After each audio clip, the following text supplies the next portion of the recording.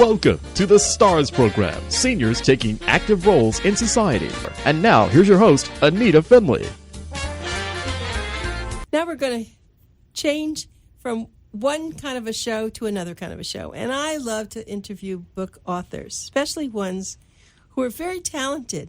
This is not her first book or a second book or a third. I heard she's done 20. And while she's sitting here, she's probably thinking of doing another book and what the topic is. But Susan Sussman, she's author of Miami Iced. Yes, it's not Miami Ice. It's Miami Nice. It's Miami Vice. I'm sorry. It's Miami Iced. Great name. And it's, of course, our July 2016 Book of the Month. So welcome to the show, Susan. Thank you. I'm delighted to be here. Yeah, well, we were very happy when what really attracted me before I even got into your book was the cover. And that takes a lot to do something like that. This was a labor of love. I love to learn things, and I had a hand in the design of it. And I just thought I wanted something that when you walked past it, it would grab you. I've had covers over the years that have been wrong, and then you'll have another publisher in London or somewhere else do the same book with a knockout cover. So I wanted something that I would like to see, that might gravitate toward. Right. Well, covers are extremely important, but this is an unusual looking cover. It's very sexy, but at the same time it's very mysterious. And that's what you wanted it to be. I mean, I was thinking, boy, sometime maybe if I'm going to a masquerade party, I want to do that around my eyes. I love that. Wouldn't you love that? Yeah, that was really well done. So, first of all, let me ask you, as an accomplished author, where do you get titles from? Is that after you've written the book or before? Usually it's after. I'm terrible at titles. I always was when I was a journalist. I always had the editors title the articles because it didn't come easily to me. Some of my books started with something. Well, this one, I have a children's book called There's No Such Thing as a Hanukkah Bush, Sandy Goldstein. And it came from when I was a little girl, and another friend of mine got a Hanukkah bush. And I ran home and I said to Mom, can we have one? I knew I couldn't have a Christmas tree, but I thought maybe I could have a Hanukkah bush. And my mother said, there's no such thing as a Hanukkah. So that stayed with me. And then my little girl one day came home from school and asked the same question. So years later, when I wanted to write about a little girl at Hanukkah, the title came first, and then the book came. But usually the title comes at the end. After you've been so involved in the book, I guess maybe it pops out. And that happens when people send me articles. Sometimes they don't put titles, and I really have to get into that article a lot and think about it, because people, as you know, read articles based on titles. No question about it. And there are wonderful people on the newspapers whose job it is to put those titles up and to grab you. AOL. Every time you go up on an AOL page, it has those titles that suck you into reading the article, whether you're interested or not. It's a gift. And, of course, those of us who loved Miami Vice, and I adored it, and I love the actors. I mean, that was a perfect name here, Miami Iced. And it's true. I mean, there are a lot of mystery in there. Okay, so your book carries you forward. When you get started, that always happens with me. When I'm when I'm reviewing books like yours, this isn't something you just can go 1, 2, 3 and just say, okay, and then review. You have to really read it. Yeah. And sometimes it's a little painful for me to read. I got. Yours wasn't. I just put everything else aside, and I got into it, and I just couldn't stop. And my husband said to me, "Why? What are you doing?" I said, "I love this book." I mean, first of all, the jury part was adorable because I wanted so much to serve on a jury, and I never was asked. And then the other day I was asked, but I was in the middle of everything, and I used my age to get out of it. Right. And down here, only 23%. It's the lowest state in the union of people who actually perform jury duty. A lot of people never bother responding. People who are under the age of, 70? If you're 70 or over, you don't have to. They don't bother responding. And isn't that against the law? Yeah, of course it is. But, the courts have other things to be doing. But your book was really fun for me because I got to almost be a jury on the jury listening to you and how you got so involved in it and all your all those people who were your buddies and you had I'm going to let you tell about it. I mean, what made you think about it that way? Well, the reason I wrote the book set in Miami because I'm a fairly recent transplant, and I'm not quite sure how I feel about the whole culture down here. And a lot of reason that I think many writers write is to find out how they really feel about things. And one thing I've always done since I was a young woman, was I used to sit in on courtrooms in Chicago. I had a part-time job in the morning as a legal secretary for two young attorneys who couldn't afford me all day. So they paid me a half day, and then I'd leave work about 1 o'clock, and I'd go sit in on all the different trials going on in Chicago. I loved it. And it's just part of my culture. Was it because your father was... No, my father was an attorney, my brother was an attorney, my mother was a legal secretary, and then I became one. Later years, my father became a judge. So I used to go to his courtroom. He started the pro se court in Chicago, which is the less than small claims where people represent themselves. I used to go to his courtroom, and I got to know what they call the court buffs. In Chicago, they call them the buffs. In California, they call them the railbirds. And these are the people who come every day and listen to different trials. They know where the juiciest trials are going on. They know who the best attorneys are. I saw them pull a young attorney who was totally out of his element, floundering. They pulled him aside during a break, and they told him, look, here's what you have to do next. So when it came time for me to write a mystery here, I had been going to the Broward Courthouse. And I had been following a lot of trials. And the trial in the book actually was a trial I observed, but the people I built around it were fictional. And I made up the characters based on a lot of the court buffs I saw in Chicago. I see. See, now I don't know anything about that, so that's good. I'm glad you explained that to me. Well, you certainly got so involved. Yeah, I'm sorry. See, that's it. I see you as a character. Laura. I shouldn't do that. Laura. Okay, Laura. Laura got so involved. It was actually dangerous for her. Yes. By nature, I am a watcher. And I think a lot of writers prefer to be quiet and behind the scenes and observe. But it doesn't work well in literature. You have to have active characters. When I was in Chicago, I went to Second City, which is improv, and they gave classes, and I took it specifically because you have 30 seconds. They say, all right, you're a grave digger, midnight graveyard, go. And you've got 30 seconds to make something happen. And I loved that class because it taught me to get into it, to be active, and I tried to adapt it to the writing so that things happen, that Laura isn't a bystander watching things go by, that she actually does things that terrify me. I would never do those things that she does, or put myself in situations that she puts herself in.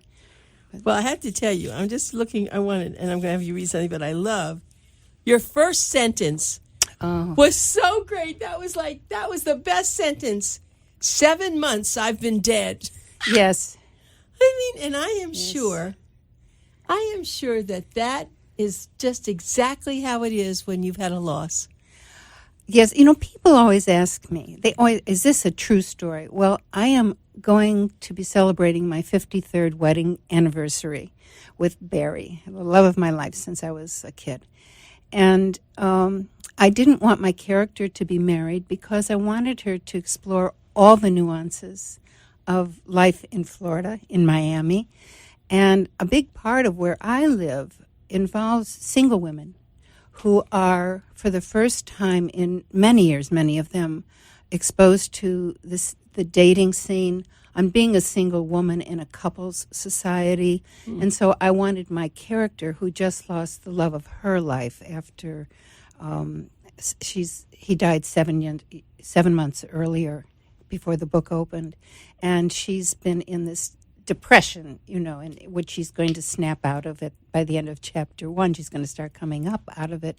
But I wanted that character in that setting, so she gets to explore coming back to life in Miami. And I want to ask you a question. The person on the front is not really your character, Karen. No.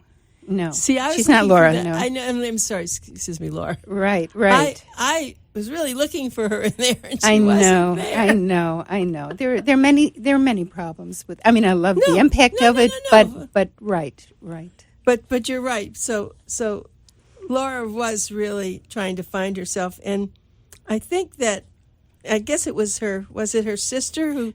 What really was wrong with her sister? She was weird. I never had a sister, but Laura is a sort of a quieter character, and she needed somebody to go up against. She needed a Bitsy, the older sister who knows how to do everything. Well, she would be Martha Stewart without the humor of Martha Stewart. Exactly. She was annoying.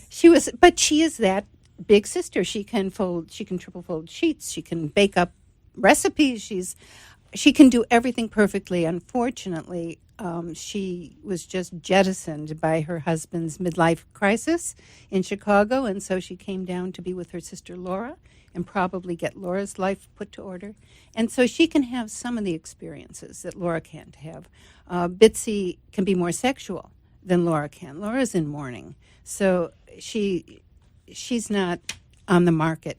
Bitsy is furious, and she's very much on the market, so she's a perfect personality foil, experiential foil for her little sister. And they make a nice combination of personalities. Right. And I was hoping that Laura would find somebody towards the end. She may yet find somebody. Yes. So my question is Laura a good enough character? Is a great character? I mean, your character development is extraordinary. Thank you. Can you use her as someone for other books? I very much can, because I do want to explore the sexuality of the older woman, which in our society, I received an angry, not on this book. I had done a book on a couple that were married for 25 years, and he had fallen into a depression. And this is your book. This is in the book, Time Off from Good Behavior. And there's a very sensual scene between the husband and wife. They've been married over 25 years, and it's a very loving scene. And a young reporter called me to review the book for her newspaper. And after she finished, she said, "Can I ask you a personal question?" I said, "Sure." She said, "How do you justify having a sexual scene between people that old?" And I'm thinking they're probably the age of her parents, and she was outraged. So I said to her, "Let me ask you something." This was in the years of looking for Mr. Goodbar. I said, "You're obviously a young woman. Do you go to the singles bars?" She said, "Yes." I said, "And sometimes do alliances happen?" She said, "Yes." I said, "What makes you think that as people age, they lose the desire for love, they lose the interest in love, that their sexuality, it may shift and mature, but it's there?" Yes, I believe Laura has many wonderful adventures ahead of her, and I think after she comes out of the mourning for her husband, who she just loved, then she can have adventures like Bitsy's having, maybe in her own way. That's beautifully said. Thank you. I appreciate that. My guest is Susan Sussman, and she is the author of Miami Iced. And maybe, even though I want people to buy this, and I really do, I said that in my review, the July issue, she's our book of the month. Let me just tell you, you can actually go to Amazon.com and purchase it. But I thought maybe we could just touch on some of your other books since you just mentioned them. You're such an exuberant author. I never expected to be writing fiction. I have to say that I love writing nonfiction, and I love journalism. But I just got into books accidentally. A little book for a child one of my children was terrified of thunder. I did a little picture book, and it sold. Then I did the Hanukkah book, which sold. And about that time, I gave up smoking. I was a dedicated smoker. I loved my cigarettes. And I gave up smoking, and I had always been very skinny. And all of a sudden, I started putting on weight. And I was still playing racquetball 5 days a week. I was still athletic, but the weight just kept coming. And so I started writing articles about it and about shifting views. And I was writing articles on women alcoholics, and I shifted the viewpoint to women who overate, which was me then. And the articles weren't satisfying, so I decided to put it into a novel. And the novel's called The Dieter. And it just actually last month came out in Polish. It's been translated in I don't know, languages I can't read. It's been translated. It was a bestseller because it looks at self-image in our society. I think down here, New York, California, Colorado, Arizona, those places, I feel the body image to be so crippling for the average person. I see women down here whose conversation is about, oh, I never eat dark meat of chicken, and oh, no sauce. And I mean, their whole life is about how many calories they consume that day. I'm from the Midwest. We just get bigger clothes. I mean, it's a different culture there. But so the dieter came out, and it was wonderful fun to write. I'd come home from my office, and I'd be sitting at dinner with the kids and my husband, and I'd say, you won't believe what Barbara did today. And Barry would say, what do you mean, Barbara? You're writing it. I said, no. I sit down, and she just comes out, and she's just talking to me, and she has her own life and her own personality. And so that's how that one happened. Oh, that sounds great. And then let me stop you for a minute and think about that. I have an author that continually wants to be, and she's very, very good, and she continually wants to be featured in our magazine. And she's now doing something on diets, but this is funny because it's a deal. I mean, it's real. This isn't fiction. So she writes about herself, and I think it's about herself. And her husband and she made a deal that if she can lose a certain amount of weight at a certain time, this great thing's going to happen. And so now she's working on this book, and she's a very funny writer. So she hasn't finished it yet, but the other things she's written are hysterical. So this will be very funny. And she was in the on the show a few weeks ago, and I said, so how are you doing? She said, well, I'm not ready yet. She said, I'm getting there. I said, okay. It's a tough slog. It really is. It's a very tough slog. So that was great, the dieter. Okay, and what's your other one? Well, my husband came home one day and said, I think I'm going to retire. And it was the worst possible moment for me because I had waited many years doing articles and everything, and all of a sudden these books started selling. And I was writing full time because the kids were older. They were in high school, a couple in college. And I was writing full time, which I had waited a very long time to be able to do. And now Barry was going to retire, and he wanted to travel. I said, no, have a scotch, sit down, take a breath, And he did. He did, in fact, go back and worked. He just had a bad day. But I started thinking about a couple. How many women postponed what their passion was to raise their families, and then it was their time. So I have a character who has wanted to costume movies her whole life. Same thing, she raised her family, and her husband comes home one day, and he is going to retire from the business he built up. And it's this couple at midlife, because that conflict happens at midlife. So, and let me say one thing about Miami Iced. Yes, please. I was my last two mysteries were published by St. Martin's Press, and I went to see my editor there, who I just adore. She's terrific. And I said, I have a new series starting set in Miami. And she said, well, let me see it. So I sent it to her, and she called me about a month later. She said, Sue, I passed the book around the office, and they love your writing. She said, but they just can't get past an older protagonist. I can't believe originally this, Laura was going to be 60, so I knocked her age down a little bit in the book, but all the young people in the office, I saw them, I know them. They're, barely out of high school, but they can't relate to an older.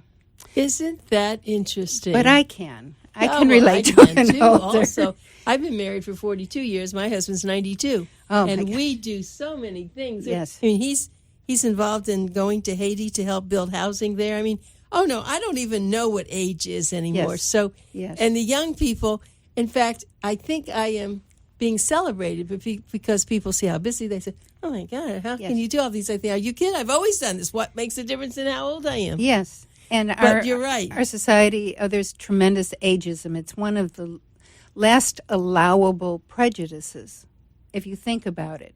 You're allowed to be ageist in a way that you aren't allowed to rag on heavy people or on people because of color or any kind of other discriminatory yardstick you can think of. But you look at TV, I said, Barry, why don't they have intelligent older women characters? I don't understand. Well, they do, now. I think they do. I mean, even when the Golden Girls, right. They were fantastic. I thought they did a lot for a lot of people. And sorely didn't they? missed. There's nothing. I don't know why that's not on with maybe some younger women in their 50s doing the same thing. Right. Yeah, you're right. And I don't understand it because it is now a society of hotsy-totsy people who are over a certain age. Okay, well, I'm glad you said that, but getting back really to the part of getting out of ageism, it's very hard for writers. I know that I have a lot of friends who are writers, and a lot of people come to me for us to do something, and to find an agent and to find, books don't sell the way they did before. Everything's different now, because before it seems like, all these big publishing houses were always looking for books, and now there's a different thing going on. What is that? Well, the major thing is ebooks. Yeah. The major thing is anybody can write a book and publish a book today. I have an agent who used to be my editor at Pocketbooks at Simon & Schuster, and she retired from there. And when I needed an agent, my agent passed away after 25 years. And I found her by I went out and was looking for an agent. I had published one book. They wanted to buy a second book, and I contacted her. She was from Chicago. And I said, I don't know how to negotiate a contract. I don't know how to do this. And she said, well, we can try it. And she became my agent and represented me. But I was reading writing magazines. I got her name from an article somebody had written about the best Chicago agent is Jane Jordan Brown, and then, they have a California. So you have to immerse yourself in the culture. There's a fabulous Mystery Writers of America group in Florida. They meet near Boca or in Deerfield once a month, and the people there are nurturing, and they share leads, they share jobs, they share agents' names, there are people there who have published multiple series at the same time. There are people there who are hoping to sell their first book, and I think you have to immerse yourself in the culture and read in the culture that you're writing for, and be with the people who are doing it, because it's like a stone in a still pond. The ripples go out, and you meet people, and they meet people. That's the only way I know how to do it, is to be with people and hear things and ask things and learn things. And do they critique books? They don't critique books, but every year they have the Sleuth Fest. SLEUTHFEST, which is amazing, and it's held in Florida, in southern Florida. And at Sleuth Fest, there are editors that do have time slots to critique, I forget, 20 pages or whatever it is. And also there are fabulous classes there. I mean, you've got Elaine Viets, you've got Randy. They're just... Look up Mystery Writers of America. I'm going to. I'm looking Even if you're not writing mysteries, these are writers. These are people with a passion for writing, and you'll be in a room of friends. If you want to write, if you thought about writing, you don't need credentials. That's all you need, really, is to come. This is a wonderful interview. You've given people who are listening so much. I know that. I am talking to Susan Sussman. She wrote the book Miami Iced, a Miami Maven Mystery. But before I want to ask you a different question about something you just said, but I want to tell you something that I really appreciated. Your print is larger. Yes. And, that's not just really good for people who are over 50. It's really good for younger people, too, because it's amazing how many of my associates who are much younger than I am can't drive at night. They have vision problems, and they're in their 40s, and some in their 30s. Their glasses, I don't know, whatever it is. So I would think for everyone, this is lovely. Well, that's why the Kindle and the Nook have gained such tremendous popularity. I love holding a real book, and I was resistant to the electronic, but you can increase the print size, and you can read at night with a back. I have one that is backlit, so if my husband wants to go to sleep, I can turn the light dim, and I can read for a while without disturbing him. I made my print larger. I do have, some of the publishers put out books with the large print, but that's a different animal. Yeah, right. This is much better. Right. So now that I did want to ask you a question, because I'm glad you were covering the mystery writers. What is a mystery? What does it mean? How can you call a book a mystery? What are the ingredients? There has to be a death, either on scene, beforehand. There has to be a murder somewhere there. A suspense doesn't have to have a murder. A suspense story can be intrigue, it can be spy, it can be, but usually a mystery. When you say mystery, somebody died somewhere, either before, during, or after, or that's the way I know it. Okay, because there are questions that I've had about that, but that explains it. So if it isn't a mystery, but it'd be an adventure story, what would it be? There can be suspense stories, which are, just have, without any murder. I once read a phenomenal one my librarian gave me in Chicago, and you thought there was a mystery, you thought somebody was killed, but it was all these friends trying to help the protagonist who had lost his memory because of a severe emotional jolt, and they tried to lead him through a series of things back to his own memory. So it was suspenseful, but it wasn't a mystery. I understand. So now that was very clear for me. Just give me a little bit about your husband. So has he ever written anything? Does he have any hope to write something? My husband is a Renaissance man. One day, when I was a journalist, I was working with a fabulous photographer, and Barry said, if he can take photographs, I can. So I went out and bought a couple of Pentaxes, and he became my photographer for the Tribune, Sun-Times, all.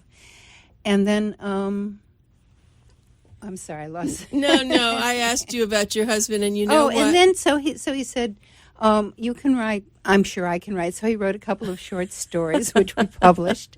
So yeah, he does everything. Well, we're going to have you back again another time, and we'll have a lot more to talk about. And I want to talk about some of your other books. And this has been great and joyful for me. And thank you for coming. Thank you. It's been a delight.